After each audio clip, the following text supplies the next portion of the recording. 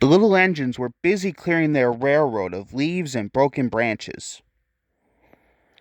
Peter, Sam, and Rusty often worked together. One day, Rusty was helping Peter Sam to a water tower. Peter Sam felt much better after his long drink, but the freight cars were bored. Their loads were heavy and the couplings old. One snapped, shouted the freight cars. A sign read slow steep bends and ravine ahead, but the stupid silly cars never saw it. Then it was too late. The cars crashed on the old iron bridge and fell into the ravine below. Peter Sam arrived at the scene of the disaster. His driver sighed. And he was.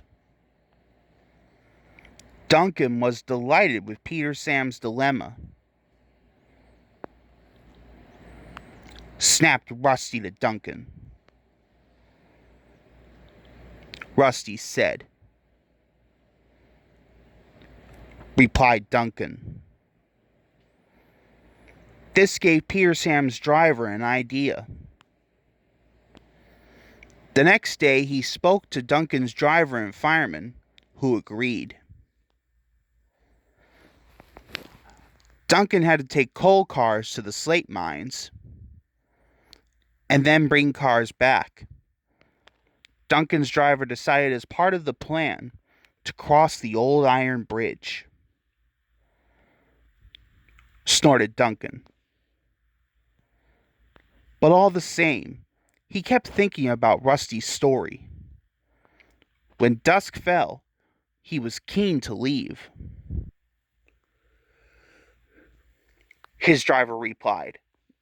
They could see their plan was working because Duncan was nervous.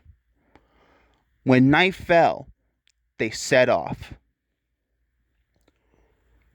The mists were rising around the old iron bridge. Duncan whistled, and the sound echoed everywhere. Then, ahead, he saw flickering lights. His driver knew they were only insects that shine brightly at night, but to Duncan they looked like an engine. Next, his driver secretly threw a rock from the cab into the ravine below. When Duncan reached the safety of his shed, he closed his eyes tightly. Laughed his driver. And Duncan refused to open his eyes.